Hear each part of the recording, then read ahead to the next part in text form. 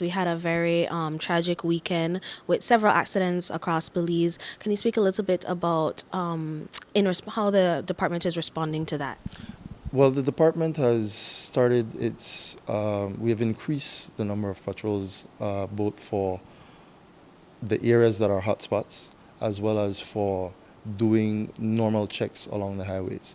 It is also important that we highlight the collaborative effort that we should have between the police and the Department of Transport, especially during the after hours, because majority of these accidents normally happen when the sun goes down, for lack of a better term. But the idea is that we want to collaboratively work along with the police department to have at least some sort of security with us when we do those patrols within the nighttime.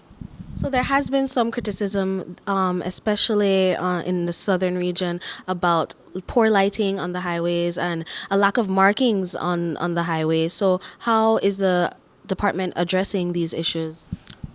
In my opinion, it's important for us to as well collaborate with the Ministry of Infrastructure Development and Housing, because they're primarily the persons responsible for improving the roads and infrastructure within the country. And so is a wider discussion, not only from the Department of Transport, but also with the Ministry of Infrastructure Development and Housing.